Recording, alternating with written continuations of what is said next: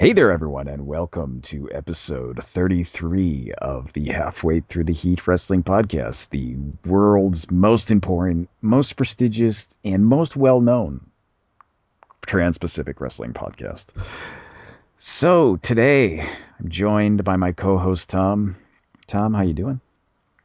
I'm doing good. How are things in Tokyo? Good here. So, what have we got to talk about today? We've got a lot of WrestleMania notes, some Hall of Fame stuff to talk about, some horrible wrestling deaths, which is common, but this one gets the heart. Um, Yeah. the Hulk Hogan versus Gawker trial, which is amazing. Yes. Um, WWE actually opening a Hall of Fame, a real one, a Yeah. place. A place where you can go. Some more, It's not just the Hall of Fame in your yeah, heart. some politics talks related to wrestling, and probably not related Yep. to wrestling. Um, more on the TNA Death Watch. We've got more stuff, and just random stuff. Tom has at least to tell us a little bit about the NXT show he went to.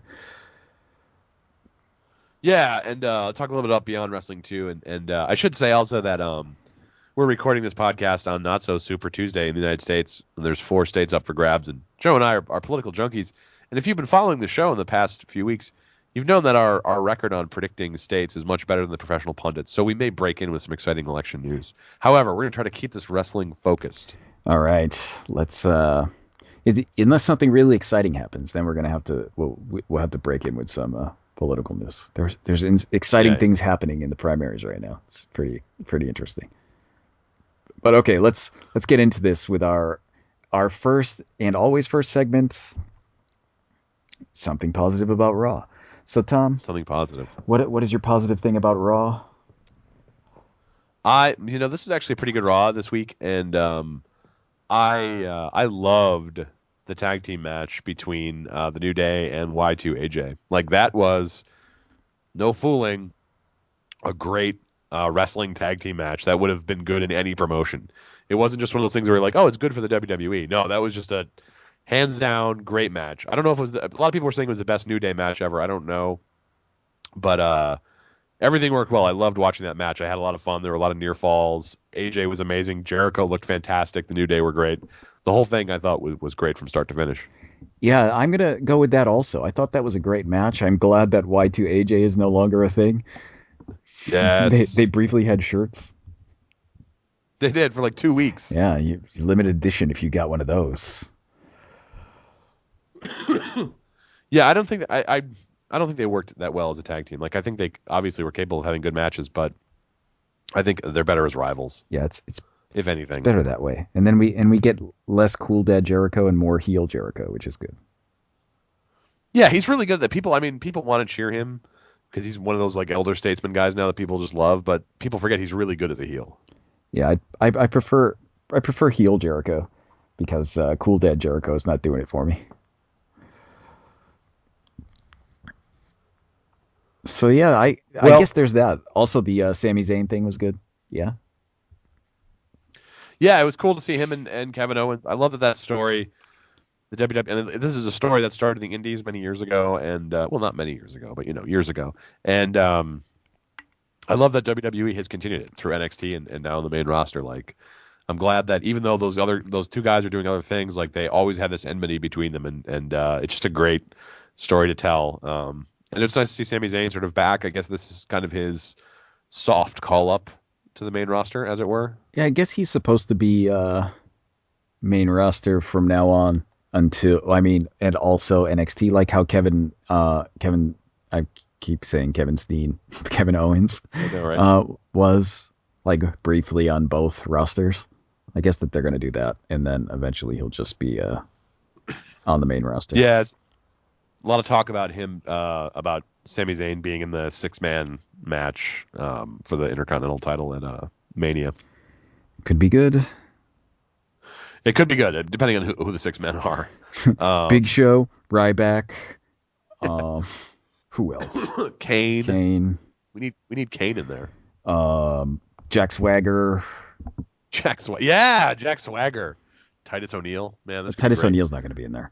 He's Oh, suspended. that's right. No, yeah, he's still suspended. That's right. I forgot.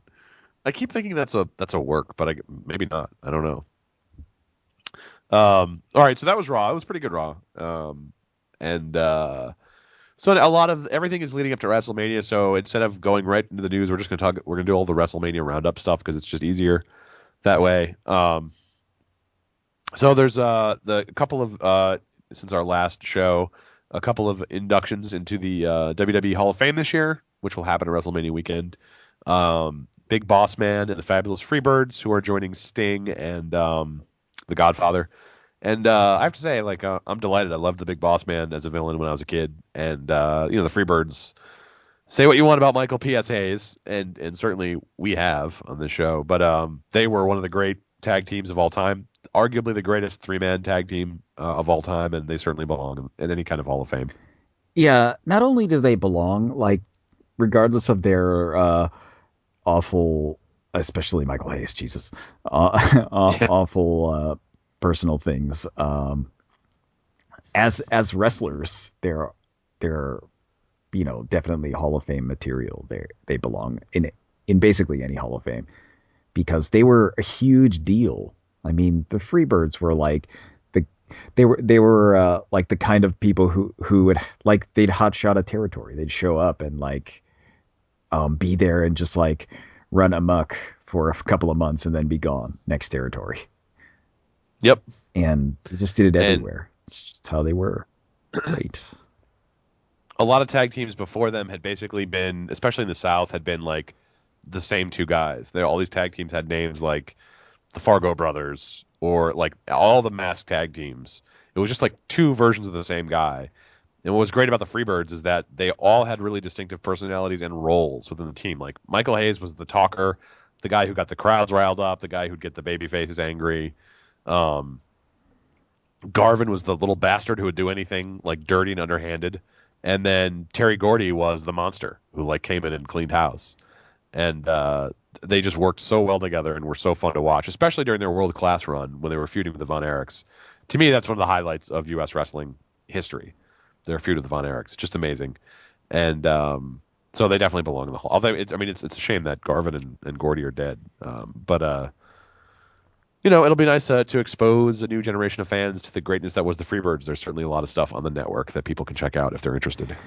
They should too, because Freebirds are definitely worth checking out. Yeah, and that stuff still holds up really well. Sometimes you watch old wrestling, and I've been watching some of the Madison Square Garden stuff from the '70s, and some of it's good, but man, some of it you're just like, whoa, this did not age well. But the Freebird stuff holds up really, If really you well. if you've There's been still a watching lot the of fun to Madison watch. Square Garden stuff from the '70s, like, are you always like surprised when you see people who were like jobbers in the '80s winning? You Yeah. Oh you're no, like yeah, that's Tony absolutely true. Gurria was a champion? What? Yeah, that's right. Yeah, yeah, yeah. Because like I don't know, Vince Jr. Kept around a lot of those guys, but clearly did not think very highly of them because they went from being like upper mid card under his dad to being guys who lost every match. Like Mike Sharp, and so it was like like Mike Sharp was like a top heel. You're like, oh my god, really? Oh yeah, Mike Sharp Yeah. was. If you watch those things, he's always winning in the Madison Square Garden things. It's great. And then it changes. It really changes. And then in the 80s, he's losing to Coco Beware. I mean, it's just terrible. But yeah. So and also, speaking of the Hall of Fame, the next name that is widely rumored, I think Pro Wrestling Insider has reported this, Stan Hansen, which would be awesome. I mean, I'm surprised to hear he wasn't in the Hall of Fame already, but Stan Hansen would be a great choice. Since they're probably never going to induct Brody for whatever weird reason, Stan Hansen would be a great choice. Yeah, yeah, that would be good. Stan Hansen, like, it's interesting. It's just weird that like Stan Hansen was like never really super popular in the WWF. Um, No, like all of his stuff, he was like a monster in Japan. yeah, yeah, and honestly, like I think they've been trying to induct a wrestler from outside the U.S. every year, and my guess is like Hansen is that even though he's an American wrestler, like Stan Hansen's career was in Japan, Yeah, I mean, basically everything he did that everybody talks about is in Japan. and he's still much more popular there than Yeah, he he had is in like the a U.S. signing recently. here where he was like at a Hard Rock Cafe doing a signing or something. It was like pretty recent. Um, so that's exciting. The Hall of Fame will be if Stan Hansen's there. It's gonna be a lot of fun. Man's a wild man. The other thing is, okay. Well, we should also just real quick, WrestleMania 33. That is April 2nd, 2017, I believe. That is going to be at the Citrus Bowl in beautiful Orlando, Florida, which is kind of their second home. Their home away from Stamford, Connecticut, because that's where the Performance Center is, and that's where NXT I like is. to think it's because Vince is old, and old people from the Yeah. Northeast just moved to Florida. So Well, yeah, and like not to put too fine a point on it, but that's where carnies go in the off season. They all go to Florida, and like Vince is a carny. Um, but yeah. So the reason I'm excited about this is that Orlando is a direct flight from Hartford, where I live. And not that I really want to go to WrestleMania proper. The idea of being in the Citrus Bowl to watch wrestling matches is not that appealing to me. But all the stuff around WrestleMania, the Ring of Honor show, the Evolve show, the Shimmer show, the Shine show, all the the conventions and all the other stuff, that sounds fun. And that's like a 3 hour flight, direct flight. So maybe halfway through the heat we'll be at WrestleMania 33. We don't know. live from the outside of WrestleMania 33. Yeah, that's right. Yeah, yeah, live from the hotel room because there's no way I'm gonna. It's also the tickets are ridiculously expensive, and who wants to sit in a football stadium uh, People and watching watch wrestling? football. Yeah, football's one thing, but what wrestling is not that good. But anyway, so it's going to be in Orlando. So if you're planning to travel to WrestleMania 33, you'll be going to sunny Florida. And the last bit of WrestleMania news is Roadblock, which is coming up on Saturday. I actually have a prior engagement Saturday night, so I will not be able to see it live. Oh, Uh, so what is Roadblock? Do either we were trying to talk about we couldn't figure this out between the two of us before we started recording. I guess it's the roadblock between in the fast lane to WrestleMania. yeah, I guess I honestly like it. It seems like a thrown together nonsense pay per view. Yeah, it really does. Like this came out of nowhere. And so the main event of Roadblock is Dean Ambrose versus Triple H for the heavyweight championship, which makes no sense because Dean Ambrose lost the Royal Rumble and he lost at Fastlane in his chance. But somehow he gets a title shot before Roman Reigns, who won a chance a title shot at WrestleMania. So it just logistically makes no sense. But also it's just this weird kind of slapdash. And I think maybe one way it's to get people excited about the network and to get more subscribers before WrestleMania.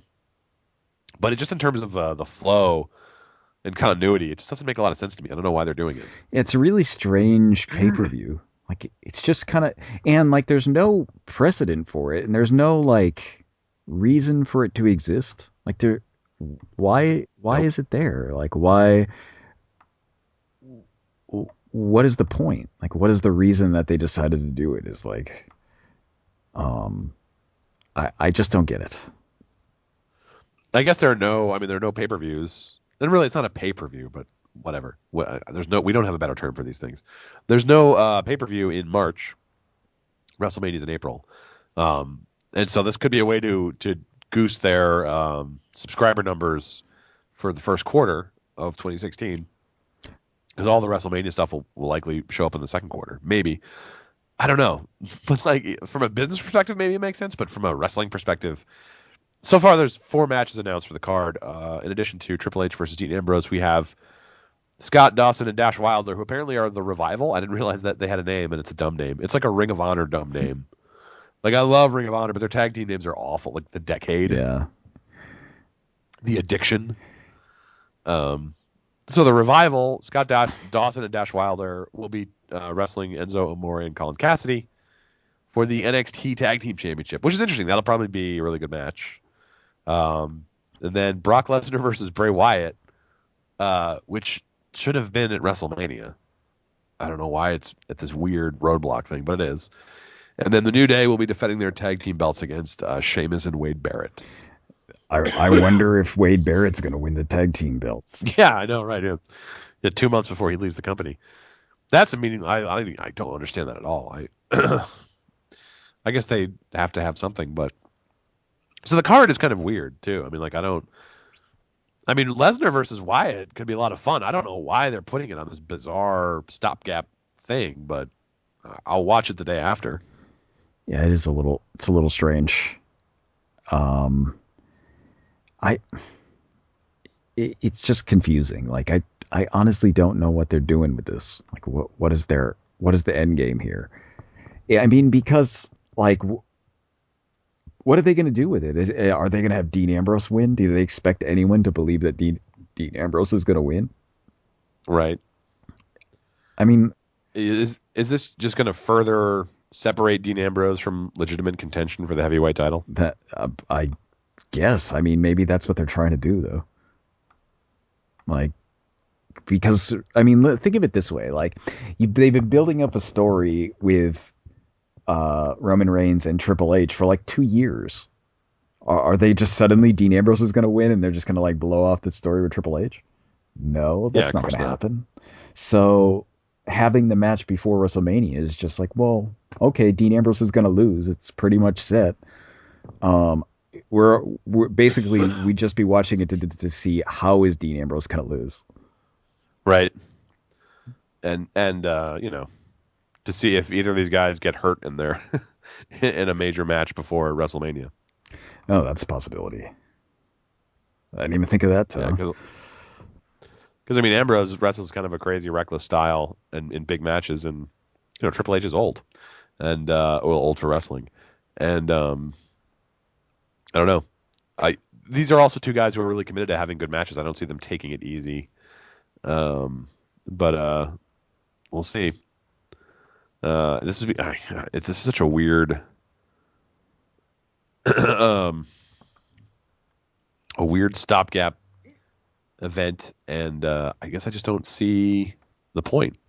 Could just be me, but one thing I'll be interesting to see is if this sort of finally results in Enzo and Cass being called up to the main roster. Yeah, I mean, you'd assume that it probably does mean that.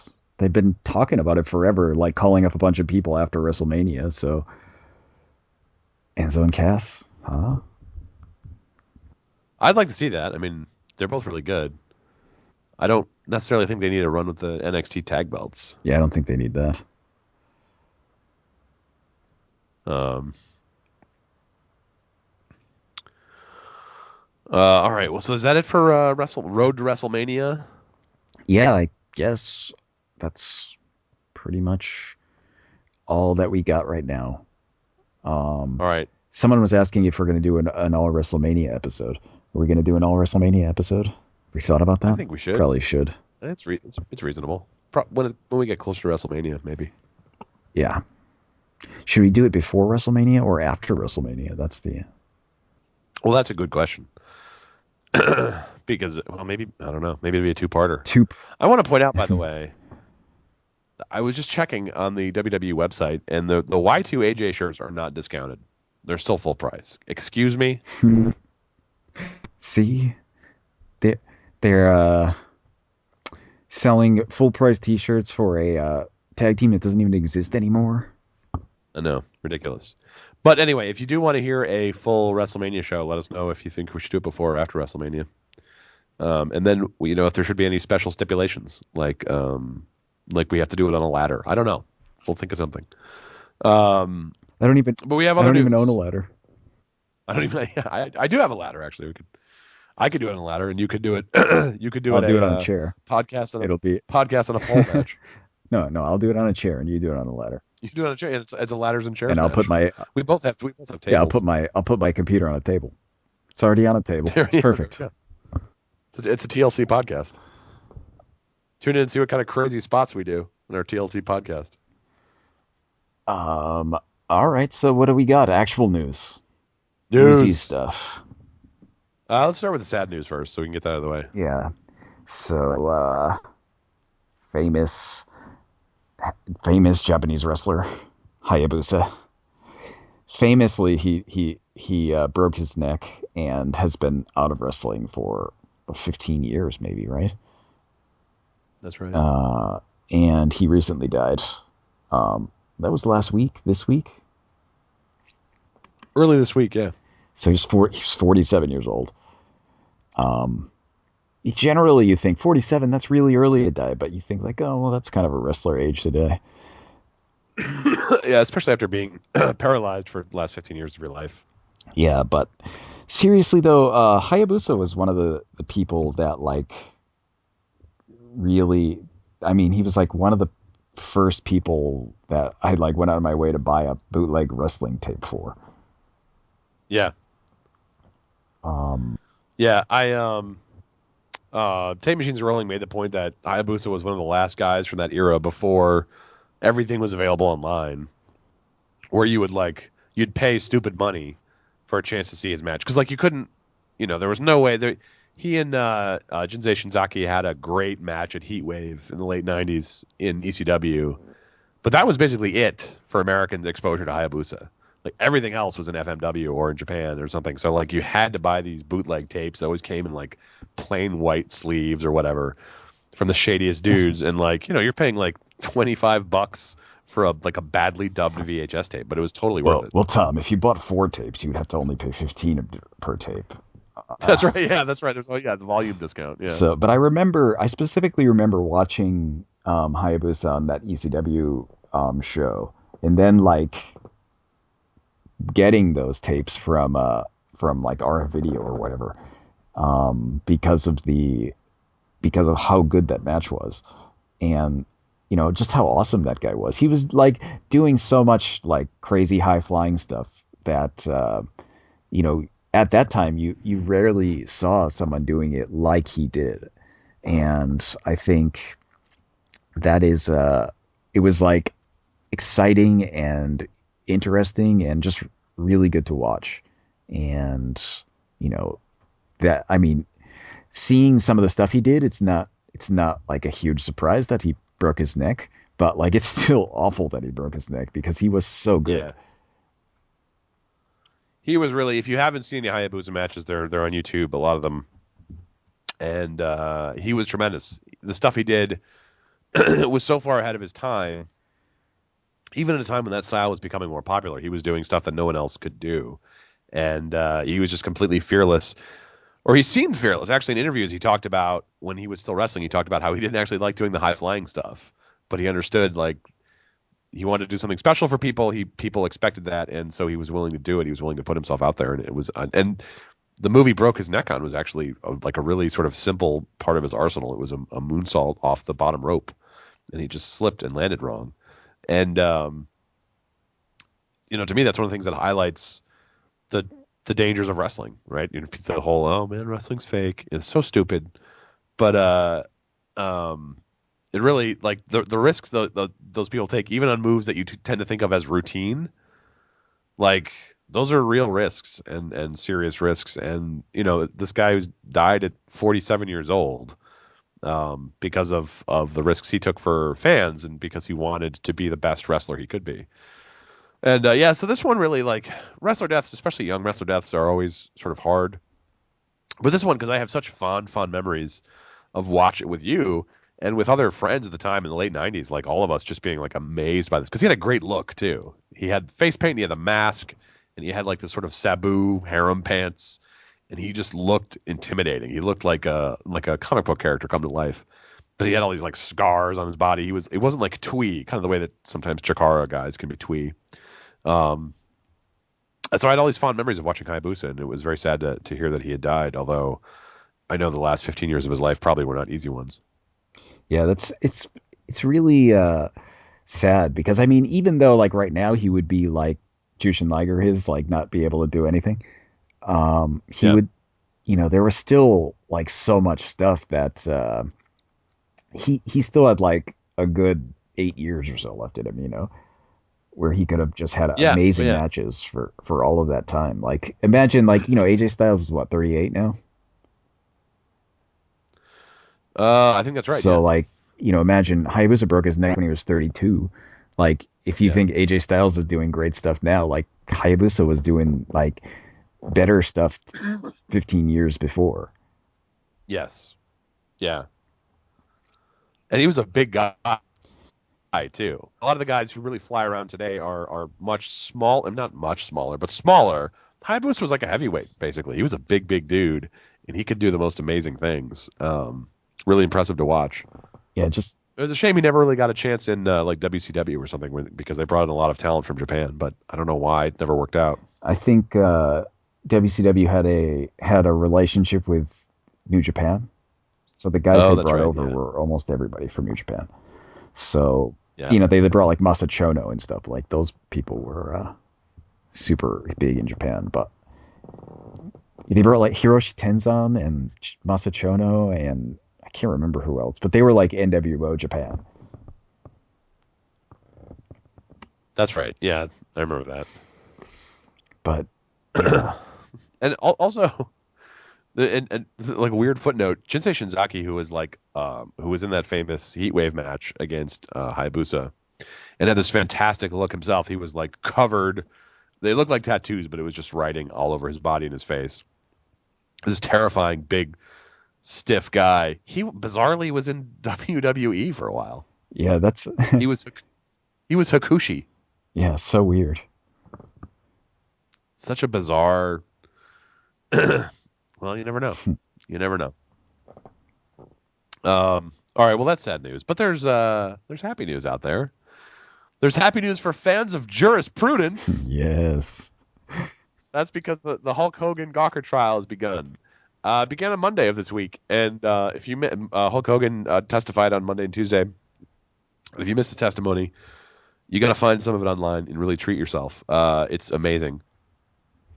First of all, a lot of his testimony at the beginning, when his lawyer is examining him, and they're talking about his history, how he got into wrestling and stuff.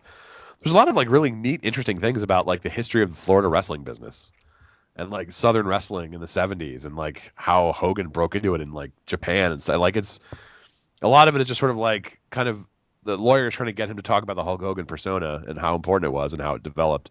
But it's kind of like an interesting history lesson along the way. People often dismiss Hulk Hogan as like this kind of like Hollywood fake wrestler, celebrity guy who never cared about the business, but he had absolutely deep roots in wrestling in the '70s in like a real gritty territorial area, and that came out in his testimony, which was sort of interesting. You don't think of Hulk Hogan as one of those like old time territory guys, but he really was.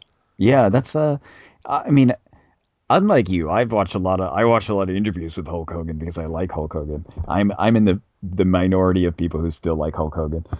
You are a I am a Hulkamaniac. Hulkamaniac. And I've listened to him talk about it before, like training in Florida and like basically being clowned for a year. Like I mean, he had like a really I mean, like he had like a kind of a shitty hazing period for like a year and a half where they just shit on him for a year and a half basically. They just beat him up every day. Essentially that's it. They just beat the hell out of him. For no reason too. He would be like, people would come into the training school and like they'd train 6 weeks and they'd be gone. And he's like, I've been here for a year and a half and I hadn't had a match yet, and they just beat me up every day. And then eventually someone came along and like he said like, yeah, someone came along and they were like they needed someone for a match, and they was like, okay, we'll send out Hogan to do it. Well, I mean, not Balea actually at that time, but whatever, you know what I mean. And like he got to the thing and he realized like he doesn't know how to have a match, and like he's been training for a year or whatever just getting beat up. And then like so he's like, yeah, and then somebody there taught me about how to do the moves and like realized that I'm not supposed to be hurting people. And he said like he actually cried because he realized that like he had just been basically a punching bag for a year and a half and hadn't learned anything. So like I thought, oh, well, that's kind of interesting. Like they basically just beat him up for a year and a half for no reason. Yeah, it's kind of horrible. So like The if wrestling. you think about it, like, if you want to think like Hulk Hogan was like somebody who didn't care about wrestling or wasn't like an old school territory guy, you're just wrong, because like that kind of experience, like if you're just going to get beat up for a year and a half and know nothing, is it shows that like you really cared about wrestling enough to do it for that long. Yeah, he really did know the business and does know the business very well. The other thing that I was fascinated by listening to his testimony is kind of how he talked about. I'll post the New York Times story on the blog, but he kind of talks about the split between Hulk Hogan and Terry Bollea, right? Because he became the most famous wrestler in the world, hands down. And he he talked about how he's Terry Bollea at home, and then he leaves his house. As soon as he walks out the door, he's Hulk Hogan, and no one calls him Terry. People all recognize him as Hulk. And so in his mind, there's this sort of split, and I think it makes sense to wrestling fans to hear him talk about it because it's kayfabe, right? Yeah. And so if you don't know the facts of the case, real briefly, Gawker, the website Gawker posted excerpts from a sex tape showing Hulk Hogan having sex with the wife of a Florida radio DJ named Bubba the Love Sponge. Bubba the Love Sponge, who was also involved in TNA wrestling. He was like a friend of Hogan's. That's his legal name, by the way. His birth name was Todd Clem, but he changed it to Bubba the Love Sponge. Anyway, so Bubba apparently videotaped this because Bubba gets off on watching other men have sex with his wife. The tape is not made public initially for years and years and years. Bubba's going through a divorce with his wife. Suddenly this tape materializes. It's on Gawker. Hogan sues Gawker, saying he has a right to privacy. Okay. So, and he's saying, it was like, I've never saw the tape. I had no idea the tape was even made. It was a shock to me. I only found out about it when TMZ said, hey, there's a videotape of you having sex with Bubba the Love Sponge's wife. So when he's being cross-examined, and Gawker's lawyer, his name Michael Sullivan, doing the cross-examination, by the way, is a really good lawyer. Like just listening to this is exactly what you do when you're a good lawyer. And he's very sympathetically leading Hogan into contradicting himself, which is what you do when you're cross-examining someone. And he's talking about how Hogan is doing all these radio appearances right after the news breaks about the sex tape. And he says on one of the radio appearances, I think it was with Sway, the former MTV VJ, who Hogan didn't remember, which is so sad. Come on, poor Sway. Oh, Sway. And he says on this interview, he's like, oh, I saw 1 minute of the tape and couldn't handle it, which contradicts what he's been saying in depositions, which is he's never seen the tape, right? So Gawker's lawyer is doing that to establish a pattern of this guy contradicts himself. You can't take what he says seriously. But Hogan's response to that is he's like, when I was being interviewed on the radio for a show that's being broadcast live, I'm Hulk Hogan, and Hulk Hogan is going to say one thing, and Terry Bollea is going to say another, and I think wrestling fans totally get that, right? Yeah.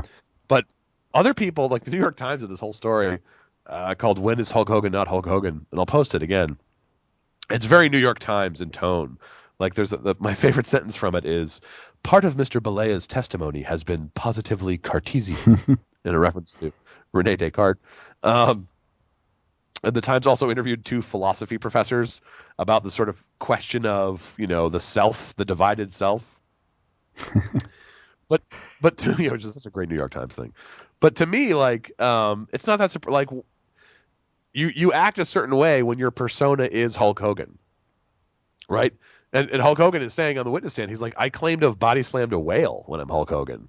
Like I said a lot of stuff when I'm Hulk Hogan, and it's not that it isn't true. It's true for Hulk Hogan, but for Terry Bollea, it's not. Like I'm not. You have to be 2 different people, and I think that's a side of wrestling that people who don't know anything about wrestling do not understand at all, right? Like you lead sort of 2 lives, especially if you're at that level of fame, when everyone who sees you calls you Hulk, and you're famous and you're rich because you're Hulk Hogan. It's a really interesting case. I mean, I honestly think Hogan's probably going to lose, but it's an interesting question about like celebrity and sort of public identity and who you are as a person. Like, what does it mean to be Hulk Hogan as opposed to Terry Bollea? It's really interesting. Like, I found that really interesting too. And I thought that as a wrestling fan, I kind of understand it intrinsically, I guess. And, when you were posting that New York Times story, I thought like, what the hell are these people have never watched wrestling before. They don't understand wrestling. Yeah, because the philosophy professors are like, this is ridiculous, this is crazy, claiming to have a split personality, and that's not what he's claiming to have at all. No, Like he's claiming to have a public persona, which is like something that's necessary for wrestling. It's the kind of thing that philosophy professors should understand, that the idea that all versions of the self are narrative. If they read David Hume, who they should read because they're philosophy professors, David Hume talks about it. There's no such thing as the integrated self, right? Like where you're one person when you're a child, but you're literally a completely different person physically and emotionally when you're an adult. And the idea is every version of yourself is kind of a story you tell about yourself. And that's what Hulk Hogan is saying. He's like, look, what I said was true for Hulk Hogan, but it may not actually be true in a court sense. But Hulk Hogan is going to be blustery and say, like, yeah, I saw 1 minute of it and shut it off because I wanted to be, I was sick, brother, feeling sick. But Terry Bollea is like, I never want to see that. Are you kidding me? I'm not going to watch a videotape of myself having sex with my former best friend's wife. So it's interesting. Like philosophy professors come off as kind of dumber than Hulk Hogan. But by the way, the testimony so far universally paints Bubba the Love Sponge in a very unfavorable light. He does not come across like a great guy, by anyone's estimation. I'm surprised to hear that somebody named Bubba the Love Sponge isn't a great guy. He one of the only consolations I have this whole thing is that he was when he was in his brief affiliation with TNA, he was making fun of victims of the Haitian earthquake. This is when Awesome Kong was one of the times Awesome Kong was with the company, and she was doing a lot of charitable fundraising for victims of the Haitian earthquake. So backstage at a show, she sees Bubba the Love Sponge and comes over and like she beats him. Hulk Hogan, who was there, and then Hulk Hogan's telling this is Hulk Hogan. Now think of all the times Hulk Hogan has seen someone get beat up. Hulk Hogan described this as the worst beating he has seen another human being take in his life. Wow. Yeah. Yeah. So it's sort of delightful to imagine this horrible, like, offensive radio disc jockey guy just getting pounded by Awesome Kong. And then, like, Hulk Hogan standing off to the side being like, Jesus. Yeah. Wow. Hulk Hogan wrestled in Florida and stuff, and in Japan. Yeah. It's not like Japan in the early '80s, where the people took it real. Yeah. Yeah, I mean, Hulk Hogan, like, was friends with Meng. Like, Hulk Hogan has seen his share of, like, actual fights and actual beatdowns. And for him to rank this as the worst beating he's ever seen in his life, it must have been pretty bad. And there was like a lawsuit and stuff, and Bubba Love Sponge was hospitalized and everything. But I mean, if anyone has a beating coming, it was Bubba the Love Sponge. Yeah, um, I could see that. So anyway, the Gawker trial is going on. You should follow my friend from the Associated Press, Tamara Lush, on Twitter. She's at Tamara Lush. She's covering it for the AP and is tweeting about it, and her tweets are delightful. I don't know when the trial's supposed to wrap up, but my prediction, I thought Hogan did really well on the witness stand, to be honest with you, and I thought he came across as very sympathetic. I don't know what the jury's going to say. My guess is if my gut is that they rule against him, but I think it's also possible that they rule in his favor, and then that gets overturned on appeal. I think First Amendment grounds protect Gawker pretty well here, but you never know what's going to happen when you go to a jury. Yeah. And that's the thing. Like, I feel that Hulk Hogan could win by the jury, if only because like the dude is super charismatic. Like, Yeah. You could see a jury kind of just siding with him because he's he's good at kind of telling his story. Yeah, and the jury selection process was amazing. That happened last week, and like they had to so they have this big pool of people who are serving as potential jurors, and they have to screen out bias. And so they ask all those questions like, do you know about this case? Have you been following in the news and that kind of thing?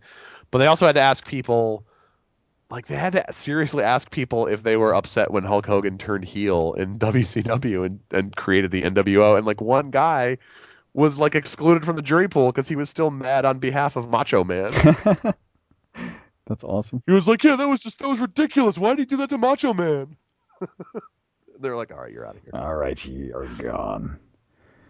I mean, a jury selection in Florida must be tricky. I mean, you're just dealing with. I mean, think about it. This is like the only case ever that I wish I could be on the jury for. I would have been. Oh my! I would have been excluded immediately. Yeah, yes, I know. Oh, the other thing too. the lawyer's asking him, his lawyer's asking him like explain what the Hulk Hogan character is. And like he just quotes the song. He quotes the entrance song. He actually says he's like, well, he's a real American. He fights for the rights of every man. Like I couldn't believe it. I was so excited. I was like listening at work. Just had my earphones on as I was doing my work, and like I almost like cheered. Yeah, he does fight for the rights of every man, Hulk. Oh yeah, that's uh, that's such a good response, and like I that's know. I mean, it's not even a bad response because it's actually the Hulk Hogan character. That is the Hulk Hogan character, yeah. But yeah, so there's more coverage to come, and of the Hulk Hogan trial. It'll be very interesting to see what happens. Um, Other news. Oh, okay. So there's this weird. So I don't know what this thing is. There's this weird pay-per-view coming up on March 20th with Kurt Angle and Rey Mysterio. Is this happening? Because I So, remember reading about this and like everyone was like, nobody can find any information about this. We're not sure if it's actually a real thing. well, so Jim Ross is now saying that he is going to be doing play-by-play, and it's called You Are Fight. You Are Fight. And it's scheduled for Saturday, March 20th in Phoenix, Arizona. And it's going to combine wrestling, boxing, and mixed martial arts, which just sounds really bad. And in addition to Rey Mysterio versus Kurt Angle, who's supposedly retiring, Not retiring. there's also Supposedly not retiring. supposedly not retiring Yeah, now. because Um, he they were saying like, oh, he's gonna retire, and then like there were like a flood of news stories saying, oh no, he's not retiring. He's just retiring from TNA. oh boy. There's also a mixed martial arts match between Tank Abbott and Dan Severn, who of course also have notable pro wrestling careers, and a boxing match between Roy Jones Jr. and Byron Phillips, who's apparently an MMA fighter. And Jim Ross is going to call it, and Justin Roberts, former WWE ring announcer, is going to be the ring announcer. It sounds horrible. I mean, it just sounds awful. Uh, like these guys are all way, way past. I don't know anything about Byron Phillips, so I shouldn't say, but all these other guys are way past their prime. Um, Angle and Mysterio could probably still go out and have a decent match, but why? Why? And Dan Severn and Tank Abbott. Like Tank Abbott, I mean, what was his MMA prime? It was like the mid to late 90s. Yeah, basically, it was like UFC 10, 12 around that time. Yeah. Well, Dan Severn too. I mean, it's not like Dan Severn is young. Dan Severn was kind of on the older No, side when he was in MMA. That was like 20 years ago. former NWA heavyweight champion Dan Severn. Was he? Yeah, he was an NWA champion for a while. Just a weird. I don't know why. This is one of those things where you just think like, this is the wrong way to make money with wrestling. Yeah, it's a little strange though. I think it's not unprecedented. I vaguely remember there being some like remember after WCW went out of business, there was like a weird pay-per-view of like former star wrestling people. I just don't Yes. remember what it's called or anything, but like I don't, but like Jake Roberts was there, maybe the Road Warriors. Like, yeah, it was weird. yeah, I don't- and it This kind of thing comes up from time to time. yeah, this one sounds especially bizarre though because it's got MMA stuff too And and the boxing stuff. boxing. Yeah, so if you're into probably bad wrestling, boxing, and MMA, this is your UR fight is for you, March 20th. Um, and our last piece of no, there's two more pieces. My God, so much news. Uh, WWE is finally opening an actual physical Hall of Fame, but there's a catch. There's yeah, It is there's a catch. the Hall of Fame is going to be within a WWE themed restaurant. So basically, the Hall of Fame I'm air quoting is like the WWE equivalent of the Hard Rock Cafe. Yeah, that's what it sounds like. That's what it sounds like. And the plan is to open this in Orlando in in time for WrestleMania 33 there. You may recall that WWE had a previous restaurant. It was called The World, and it was in Times Square in New York City during the Attitude Era. It closed in 2003. I remember you and I always wanted to get there to try to eat, but we never made it. Yeah, because Um, who wants to go to Times Square, really? yeah, Times Square is such a hacky place to go. And I was reading the press release. WWE attraction would incorporate some form of physical Hall of Fame, displaying famous wrestling memorabilia of the promotion's legendary performers. It just sounds like an Applebee's with a wrestling theme. Yeah, that's kind of what it sounds like. That's not so exciting. No, that's not so exciting. That's not as exciting as the Wrestling Hall of Fame that was in upstate New York that we went to last Yeah, summer. that was exciting. That That was was exciting. actually pretty good. But this just sounds like, and there's going to be a gift shop, of course, and and multiple screens showing wrestling action while visitors eat their WWE themed meals. I don't even want to know. uh, I don't even want to know what that is. um, Rye baby back ribs, huh? Huh? um, I don't know. What would you? What I don't know if I want any WWE themed food in my mouth. What? I yeah, no, I don't. I'm not sure I do either. Um, but so yeah, if you're planning to travel to sunny Orlando, Florida for WrestleMania 33, you'll want to stop at the WWE Hall of Fame, which is just a restaurant. Yeah. I don't. So I might skip that one on my trip if I go. y- you know, you would probably want to skip it, especially then because it'll be super crowded. Oh yeah, with like the worst marks in the world. Oh yeah. Not that I'm not a mark, but I mean, I'm not that kind of mark. I don't want to go to some crappy Texas Roadhouse WWE themed emporium. Yeah, that sounds bad. Um, oh, and so our last bit of news, we keep a running tally of wrestlers and their political opinions.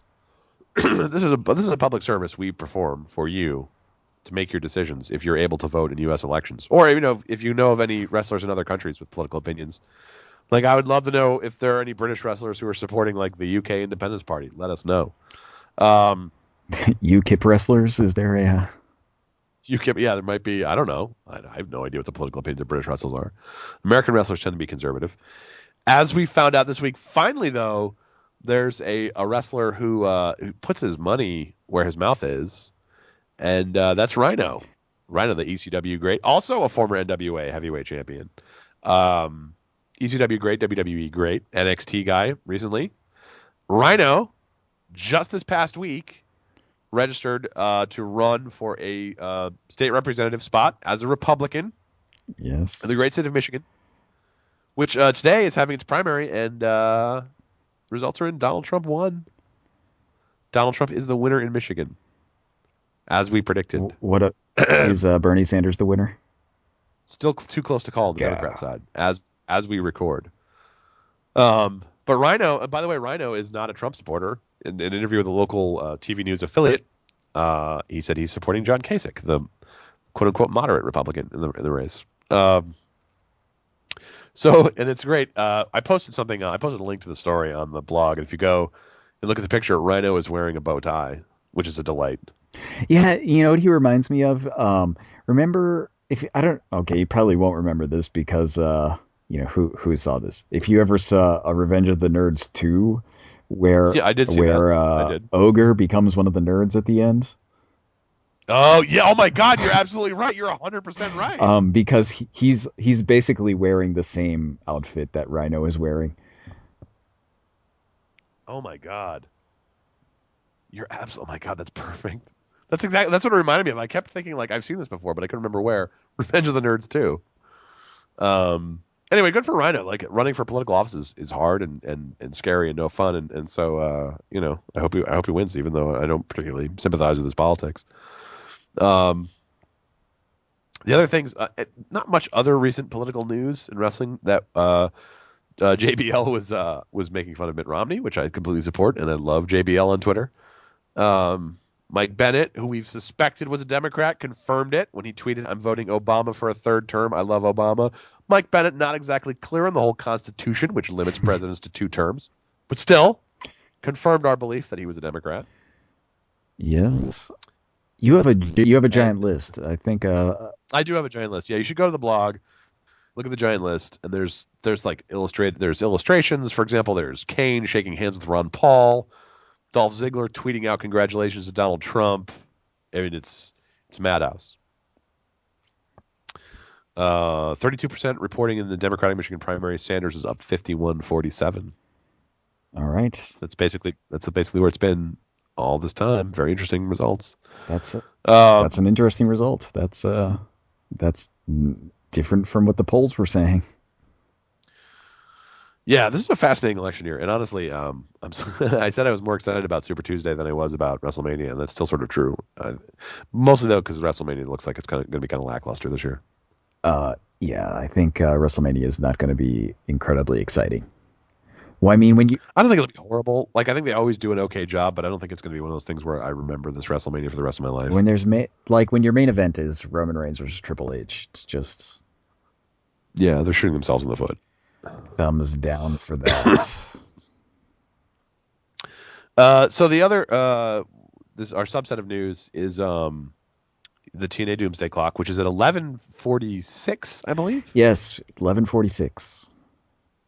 I think we should put it ahead a few minutes because they're now they announced new tapings at Universal Studios, which is where they used to be all the time until they made the horrible decision to go on tour, which is very very expensive, and they lost a lot of money. So that's good because they hadn't announced any tapings since the end of their UK tour, very successful UK tour. But there's trouble afoot, and the trouble is in the form of their ratings, which are not great. Yeah, it was weird because they were going up pretty consistently for a little while, and then They were doing really well. Well, sort of. I mean, not by the standards that they used to have when they were nearly a million viewers, but they were going up, and then they started to plunge. They've rebounded slightly. Their rating last week was 258,000 viewers, which was up from 210,000 the week before. But 258 is still their second lowest of 2016. And when you think about it, 258,000 viewers, that's a quarter of what they were doing on Spike 2 years ago. That's not good at all. Um, and I don't know how much, I don't know what their deal is with Pop TV, but I can't imagine this is below what they were doing on Destination America. yeah, So that's no good. they just keep falling farther and farther. I'm thinking like 11:48. Yeah, that seems reasonable. There was, I mean, but also they would do that thing where like recently TNA was looking for funding partners or whatever, and they said they were speculating that they weren't opposed to being sold. Um, so that could be a little Yeah, that's worrying. true too. There was some speculation about that. I don't know who would buy them at this point. Yeah, I mean that's kind of a I don't know, bad investment. Yeah, I don't know who'd buy any wrestling company right now other than WWE, but Who would buy you know, WWE? right. Wall Street analysts always say, because Wall Street analysts think in Wall Street terms, and they always say that somebody should just like WWE should just sell to like a larger entertainment company. But honestly, I don't think any larger entertainment company.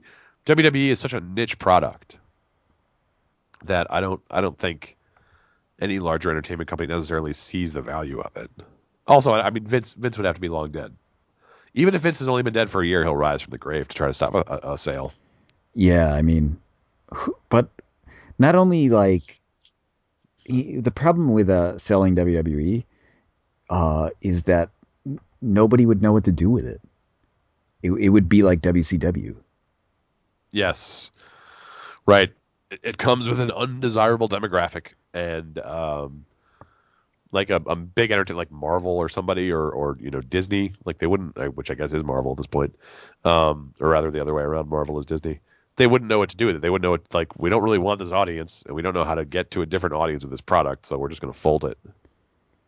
Yeah, I mean that's basically all. I mean, what would happen is that it would 100% end up like WCW. It would be a mess behind the scenes. Like nobody, they would hire all these people who didn't know about wrestling, and the back they wouldn't know how to deal with wrestlers. They wouldn't know how to deal with like making legitimate wrestling storylines. They'd just basically they'd turn into WCW. That's basically the whole story of WCW is basically that, just like run by all these weird people who had nothing to do with wrestling. Yeah, and then eventually sell it for pennies on the dollar, which is what Time Warner did with WCW, which is astonishing when you think about how much money they could have gotten for that brand, and they sold it to Vince for like nothing. Yeah, like it's to the point where like wrestlers were like, if I knew it was gonna be like that much, I would have bought it myself. I know, right? Um, but yeah. So that's 11:48. The TNA Doomsday Clock has been moved up two I minutes. also want to say that we should move it up to that because in the Hulk Hogan Gawker trial, Hulk Hogan referred to TNA as a very small wrestling company. You know, you're absolutely right. That was hilarious. Because and then his lawyer, he's like, his lawyer, lawyers will just ask like really detailed questions. He's like, so what is TNA? Is it still in business? It was so funny, so sad. Great. The Hulk Yeah, Hogan Gawker trial is like it's like Christmas has come early for me. yeah. I can't overstate how great the trial has been so far. It's been amazing, and none of the Gawker scumbags have even testified yet. This could be this. You know what? It's the trial of the century. I don't care if we're only 15 years into the new century. This is the trial of the century. Yeah, it's gonna be hard. It's gonna be hard to beat this.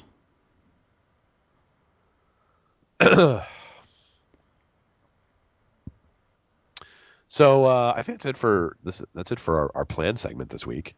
But what else do we have? I've seen a bunch of wrestling. You have seen a bunch of wrestling, including an NXT show and some Beyond Wrestling.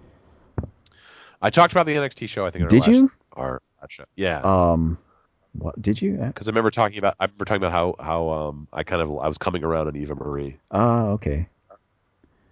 See, like So there, I have trouble remembering this because we talk about so much stuff no, that's separately, like true. outside of the podcast, That's like true. including like before and after the podcast, we talk about other stuff, and just totally, I can't keep track of it all.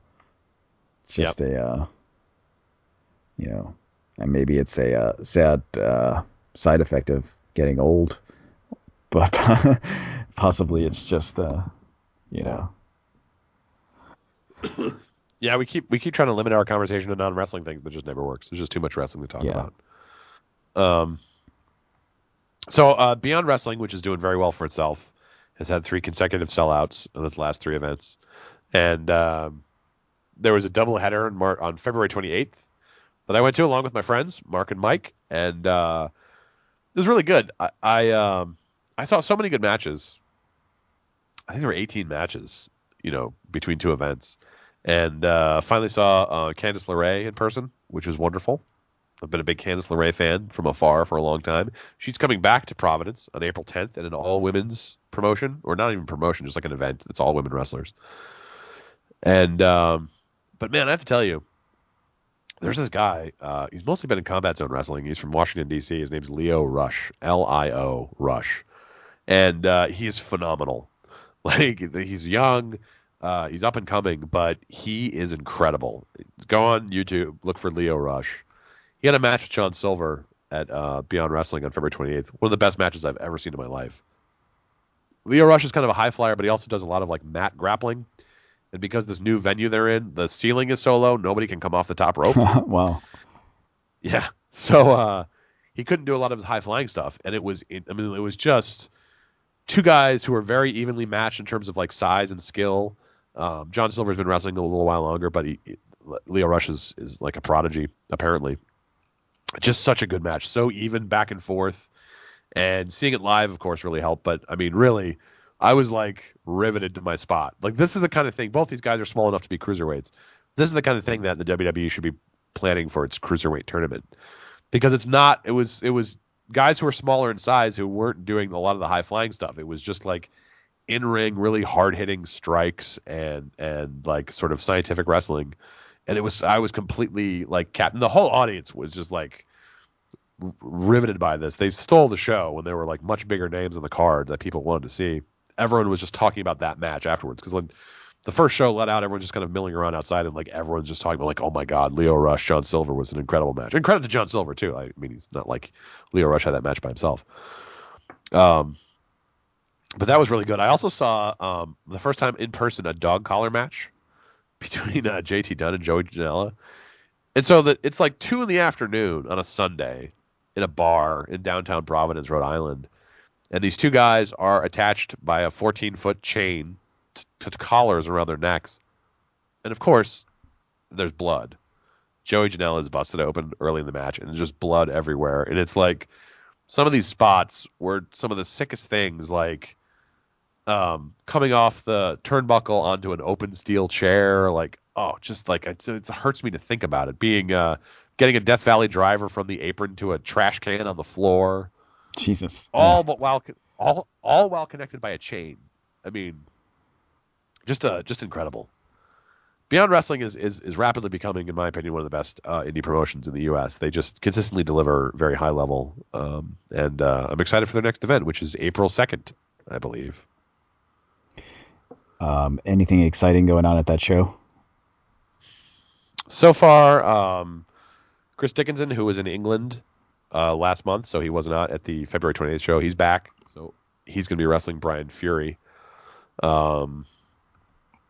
I think the Hit Squad, former Ring of Honor stalwarts, will be wrestling EYFBO. I think those are the only 2 announced matches so far. The thing about it is they usually get... That's an interesting weekend to do it. They're doing it April 2nd, which, of course, is WrestleMania weekend. It's the Saturday before WrestleMania. So a lot of kind of indie stalwarts are going to be out in Texas at the Evolve show or the Ring of Honor show or the Mercury Rising show or Shimmer or Shine or whatever. So it'll be interesting to see who shows up at the April 2nd show. But it's just it's a lot of fun to go and when you can go right up to the ring. You're not in chairs. Oh yeah, because Evolve doesn't have chairs. It's their thing. Yeah. Oh, and so JT Dunn versus Jonathan Gresham. Gresham had a match against Chris Hero at this thing I went to. Chris Hero is huge. Gresham is not huge. And when they came out, I thought, like, I don't know what they're going to do. But it was, again, if it wasn't for the Lio Rush John Silver thing, that would have been the match of the night. It was so amazing. Gresham, who is, like, almost strictly a submission-style wrestler, he just puts on such a good show. He's so much fun to watch. That's another guy who they should have. Because I think when people think of cruiserweight talent, they think of the high flyers, which is fine. But, like, there are guys who really do, like, the mat wrestling and the technical stuff and do it in a very exciting way, who I would also like to see highlighted among the cruiserweights. Viking War Party is going to be there. My God, those guys are terrifying. They're like these 3 guys who look like Vikings, and they're scary, and there's something about them that terrifies me. They're just like brawlers from, I don't know where they're from, but I guess Scandinavia in kayfabe. But they're going to be there causing mayhem. So I'm very excited about that. I like mayhem in person. You like mayhem just in general. I do. Well, that's why I'm so excited that Donald Trump won Michigan. I love mayhem. Yeah. Wow. I'm looking at these results. Bernie Sanders still up in Michigan. This is quite an election year, folks. Bernie Sanders is like Daniel Bryan. Yeah, basically he is like Daniel Bryan. Like he comes out, he started out, nobody had any faith in him. He says it often. Started at 3% polling. Now he's winning states. He's like the Bernie Sanders is like the political equivalent of the Yes movement. He really is. It really is. Time to get on board, America.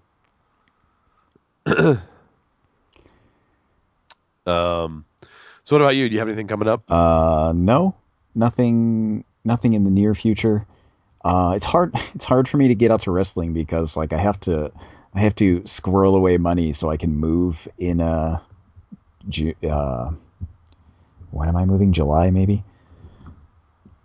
So I have to be I'm on a sort of Spartan budget at the moment.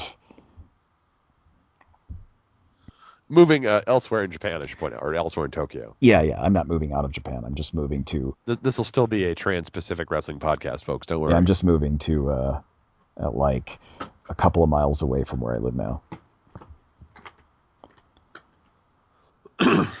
I have April. I have tentative plans to attend 6 wrestling shows in April. Well, all right. That's wrestling every That's a week, lot multiple times in some cases. because NXT and Ring of Honor are coming to Rhode Island Oh, really? Wow. in April. Yeah, You don't even have to drive to and Albany to see NXT this time. I know. Drive to Kingston. They're coming to the University of Rhode Island.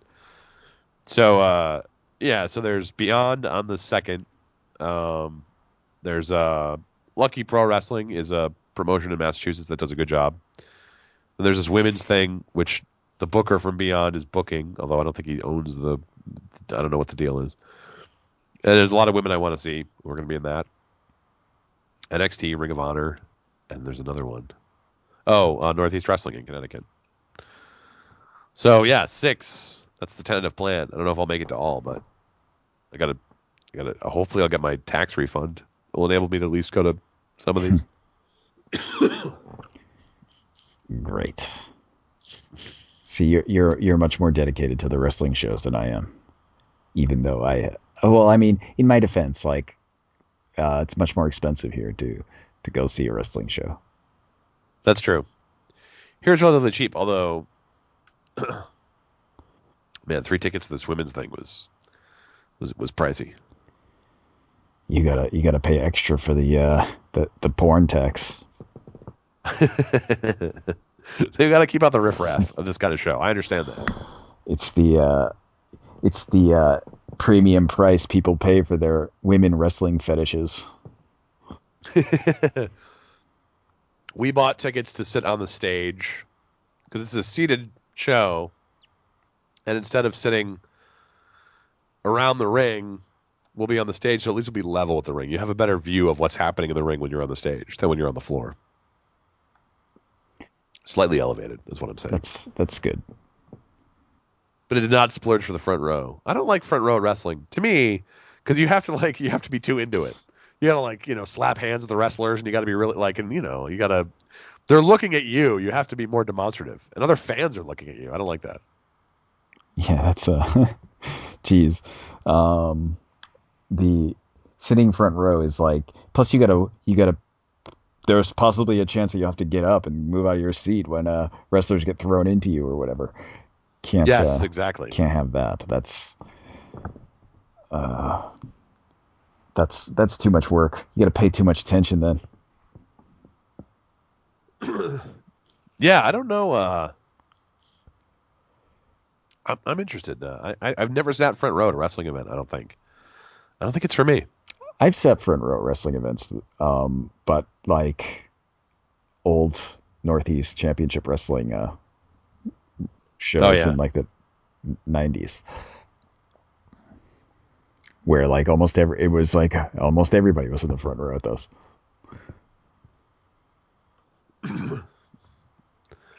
Yeah, I guess I'm just not a front row. Also, I'm not a guy who wants to spend $47 on a front row seat. Yeah, that's pretty expensive. Although,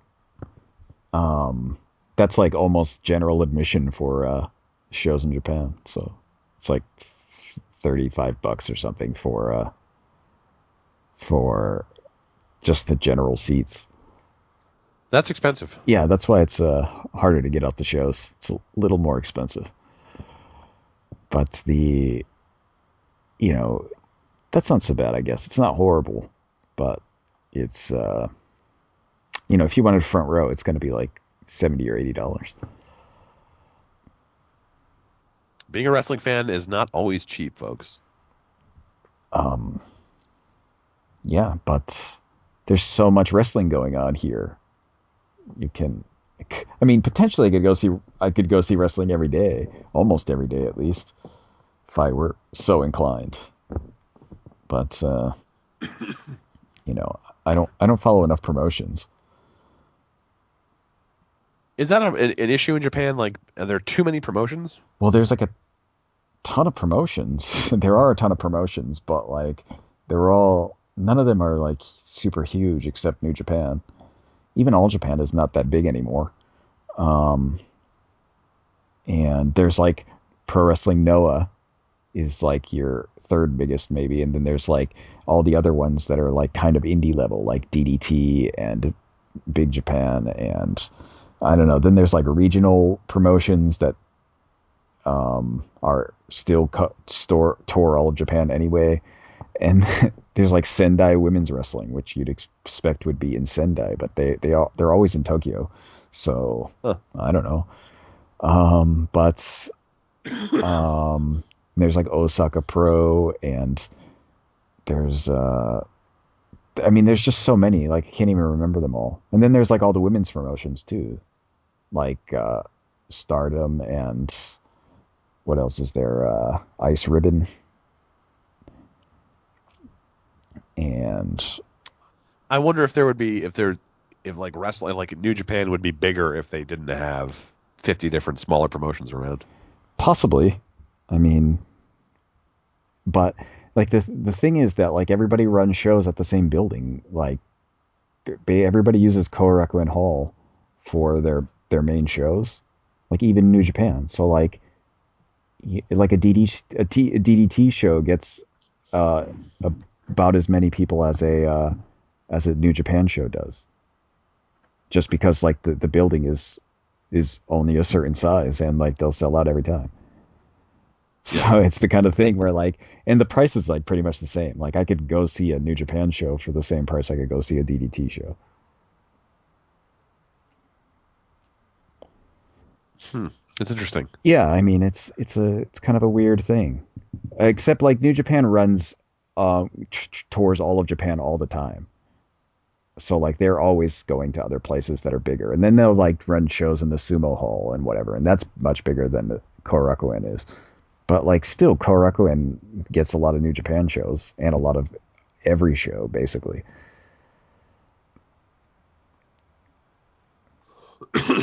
I do feel spoiled living in this part of the United States because there's so many wrestling shows within easy driving distance if you live in the Northeast. And I don't really go to New York or Philadelphia, but they aren't that far away. And if I did, that my wrestling options would expand exponentially. Yeah, I mean, like New York and Philadelphia, or I mean the former ECW hall or whatever. Yep, What's the place in New York? The Manhattan Center. yeah, no, not the Manhattan Center, the smaller one where the ECW used to Oh, the run. one in Queens. Yeah, I Yeah, mean that's not so far. no, The and Hammerstein Ballroom, is that what it is? oh, the Hammerstein Ballroom. Yeah, they had there's like an Elks Lodge in Queens or something. Yeah, But yeah, and Jersey too. There's a lot of shows in Jersey. I still one of these days want to get down to the Flyers Skate Zone in Voorhees, New Jersey, to catch a little Combat Zone action. But yeah, there's a lot of wrestling, and I realize if I lived in a different part of the country, I might be completely out of luck. Like the South is weirdly because the South was such a hotbed of wrestling for a long time. It's kind of a drought right now. There's places, parts of the South, where there's good wrestling, but it's not like it was, and that's a shame. But the Northeast right now, the Northeast and Southern California, really, really where U.S. indie wrestling is hottest. yeah, it's strange California. Well, I guess not really. Yeah, but they've never. It's interesting because California has never been like a super hotbed of wrestling in the U.S. Like people like L.A. has always done pretty well, but they've always been kind of Yeah, like stars in L.A. weren't stars yeah, elsewhere, I mean, but I mean, you're just thinking about it in the except sense last. of territory days because like you don't really Yeah, think of like who is huge in the California territory in the 80s. Can Freddie Blassie is the only name I can think of who made a national name for himself. It was an L.A. star. Yeah, like I guess Roddy Piper was there for a while, but he was everywhere for a while. He was, yeah. I think most people think of him more as a Pacific Northwest guy, Yeah, Don Owens territory. yeah.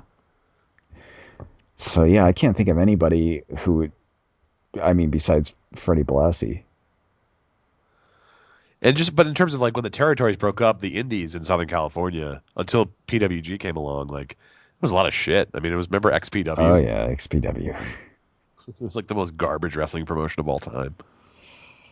which is saying a great deal. If you're the worst, I mean, I don't know if they're the worst, but they were awful. It was just this horrible like porno wrestling thing. It was disgusting. It was garbage wrestling and like porn, and it was just no good.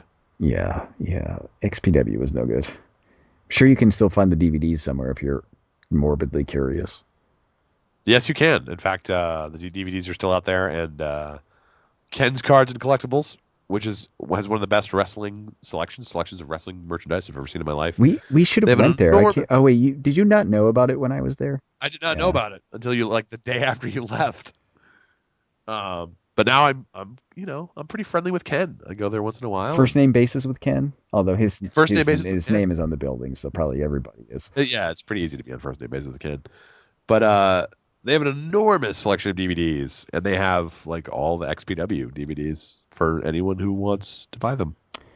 Which is, when you imagine that when a store has the entire selection of the DVDs, it's because nobody wants to buy them. Right. Yeah, that's right. Yeah. They're cheap too. I've thought about buying them and destroying them just so they don't fall into the wrong hands, but Fall into the hands it of hasn't someone who come. has enough money to make their own wrestling promotion, and they modeled it after That's right. that. But also I don't want Ken to think of me as a guy who likes XPW, so there's my Oh dilemma. yeah, I guess that's true. You have to bring someone with you to get them to buy it as like a kind of I don't know, like a surrogate. Yeah, that's right. You have to bring a friend. You had to go with like a straw purchaser, like the way people like who are on watch lists buy guns. Yeah. That's how I'd buy an XPW DVD. Yeah, see, Just a friend who doesn't like wrestling at all. I'll just give them money and send them in there. hire a homeless person. That's what we used to do when we needed alcohol when we were kids. You just That's right. That's a very XPW anecdote. yeah, see, it's a very XPW. It's very XPW to hire a homeless person to go buy your XPW DVDs. Although technically, if you were the kind of person who would hire a homeless person to buy XPW DVDs, you're probably the kind of person who could just go and buy the XPW DVDs. Yeah, right. So, Yeah, you wouldn't. so you don't actually have a real problem. It's the dilemma. That's the big dilemma. All right, I think that does it for this show this week. Oh, it's If you want more wrestling content, there's plenty of ways to get it from us. You can find us on Twitter. Yep. I'm at TJ Breen. and at TJ Breen has suddenly become a popular Twitter account with There's a lot of election content lot of right now election too, so you content. may have to. But You may have to. Although I want to point out there at least twice this year I have simultaneously live tweeted a live wrestling event I was attending and election results. Where's my ticker tape parade? yeah, I think you deserve one. Where's my Pulitzer Prize? Pulitzer Prize is definitely in the future, if as long as they open a Twitter category. That's right. Yeah, Twitter. Yeah, covering Twitter and. By the way, too, I can't imagine that. Oh, that's not true. Actually, some of the people who followed me because of wrestling are also like really into politics, so they will. I think some of them appreciate the political tweeting. But normally, I think of those as discrete audiences, and I've expanded my Twitter followers this election season, which is shocking to me. Yeah, it's great. I have not expanded my Twitter followers. I am at xcornmuffinx because I rarely post anything. But I check it occasionally. That's something. I mean, it's not gonna entice you to follow me, I guess, but it gives you updates when I post things on Tumblr. There you go. Oh, and Tumblr. That's a good segue. The other way you can get wrestling content from us, head on over to Tumblr, and you can look us up at closetofanxiety.tumblr.com and hockageandjoe.tumblr.com. Yes. And if you can find one, you can find the other because we're often reblogging each other's content. Yes. Anything you're excited about posting on Tumblr recently? I mean, I've been posting some tweets from the old Hulk Hogan testimony, which have been delightful. Those are great. I love that. And so those are always worth checking out. And some Hayabusa stuff that was pretty good. I've almost exclusively been posting videos from All Japan Women's Wrestling in the early '90s. They're great. Those videos are amazing. I posted a bunch of photos I took at Beyond Wrestling, which are very popular, surprisingly to me, especially the photos a photo set from the dog collar match. So if you want to get a good sense of just how uncomfortably brutal this match was, there are some photos there that you can see that came out decent. A lot of blood, a lot of anger. This is a good rivalry, Joey Janela and JT Dunn. It's one of my favorite indie scene rivalries right now. All right. Well, thank you everyone for listening this week. And when we come back to you next week, we'll have more wrestling. And guess what? More politics. there's Because there's next more primaries on the same day. Florida and Ohio next week, Now, folks. Those are two yeah, big now Florida prizes. and Ohio is gonna be big news. So there'll probably be more interruptions in the podcast. They probably Those, will. those ones are that's gonna be an exciting one for the forces of chaos. All right, everyone. Thanks. Talk to you next See you week. guys next time.